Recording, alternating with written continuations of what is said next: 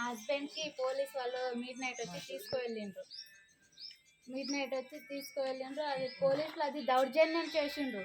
తలుపులు ఇరగొట్టి బీరువాళ్ళని కొట్టి, మరి ఇంకా ఒక ఆడపిల్లనని కూడా చూడలేరు.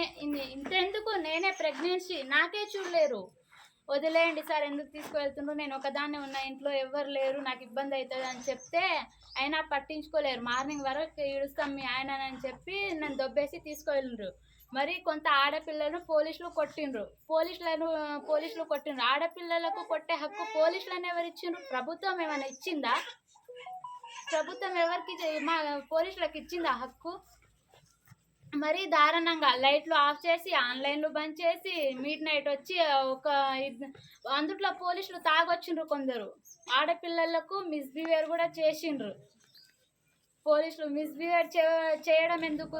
నైట్ దాడి అయింది అని అందరు అంటుండ్రు. దాడి జరిగింది మార్నింగ్ జరిగింది కదా, మళ్ళీ పోలీస్ వాళ్ళు వచ్చేటి వాళ్ళు కూడా మార్నింగే రావాలి.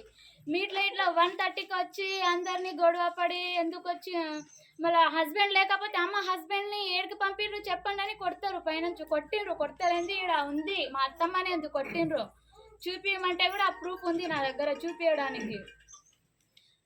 మా భూములు అయితే మేము ఇవ్వము, ఎందుకంటే మేము సావడానికైనా సిద్ధంగా ఉన్నాం. కానీ భూములు మేము పంట పండుతలేదు, బీడు భూములు అంటుండ్రు కదా, ఇలా వీడియో తీసుకోండి. మీరు పంటలు పండుతున్నాయో పండుతలేవో మీరంతా వీడియోలు తీసుకోండి. తర్వాత మాకు పండుతలేదని చెప్పండి. ఎందుకంటే మేము సంవత్సరానికి 2 సార్లు పండిస్తున్నాం పంట, వరి పంట, ఏదైనా సరే రకరకాల పంటలు బోర్తోటి పండిస్తున్నాం. అలాంటప్పుడు మా తాతలు ఎప్పుడో సంపాదించిన భూములు మేమెందుకు ఇవ్వాలి రేవంత్ రెడ్డికి? రేవంత్ రెడ్డి తన అల్లుడు కోసమే అంతగానం భూములు కావాలని అడుగుతుండు కదా, మరి మాకు కూడా పుట్టబోయే పిల్లలకు మేమేం సమాధానం చెప్పాలి?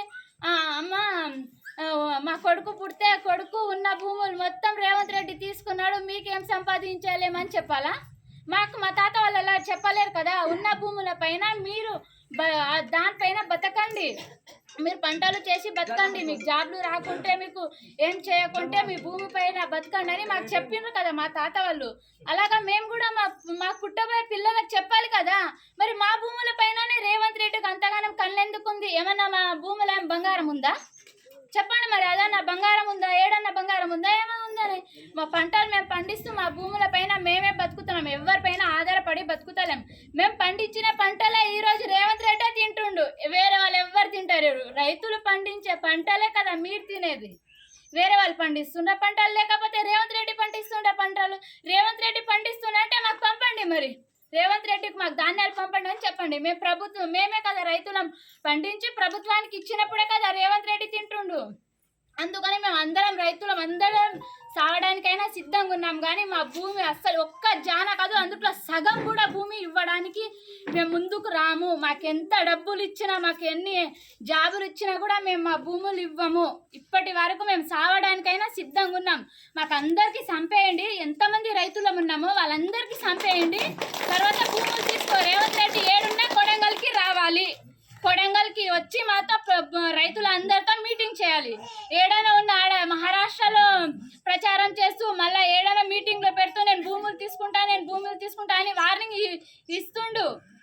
ఇన్ని రోజులు రాని తిరుపతి రెడ్డి అందరు జైల్లో ఉన్నప్పుడు, అందరు గుట్టలో ఉన్నప్పుడు దుద్దాల మండలికి వచ్చి మేము మీ భూములు ఎందుకు ఇవ్వరో నేను చూస్తాను రేవంత్ రెడ్డి తిరుపతి రెడ్డికి అడిగే హక్కు ఎవరు ఇచ్చిండ్రు? రేవంత్ రెడ్డి ఇచ్చిండా? ఏమన్నా తిరుపతి రెడ్డి ఎమ్మెల్యేనా, ఎంపీటీసీనా, జడ్పీటీసీనా, ఎవరు ఎమ్మెల్యే? ఆమె అతను ఎవరు అసలుకి మాకు అడగడానికి? అందుకనే మేము మా భూములు ఇవ్వము. ఎవ్వరు వచ్చినా మాకు చంపేయండి, తర్వాత రేవంత్ రెడ్డి భూమి తీసుకోవాలి. ముందు రైతులం అందరం సస్తాం, తర్వాత భూమి తీసుకోమని చెప్పండి రేవంత్ రెడ్డికి. ఈ వీడియో మొత్తం రేవంత్ రెడ్డి వరకు పోవాలి. రేవంత్ రెడ్డి గడ్డకు రావాలి, కొడంగల్ గడ్డకు రావాలి. కొడంగల్ గడ్డ డెవలప్ చేస్తా అంటుండు కదా, కొడంగల్లో వేసుకో. నీ ఊరు కొడంగలే కదా, కొడంగల్లో వేసుకో. కానీ లవచర్లలో ఎందుకు వస్తుంది ఫార్మా? మాకొద్దు. ఆ ఫార్మా తోటి గాలి కాలుష్యం, నీరు కాలుష్యం, పొగ కాలుష్యం, తాగడానికి నీరు కూడా ఉండదు. ఇక్కడ ఉన్న వాళ్ళు కూడా ఆరోగ్యంగా ఎవ్వరు ఉండరు, అందరికీ అనారోగ్యమే అవుతుంది, అందరు హాస్పిటల్ పాలే అవుతారు. అందుకనే మాకు ఫార్మా వద్దు, మా భూములను మేము ఎవ్వరికి ఇవ్వము, మా భూముల పైననే మేము ఉంటాం.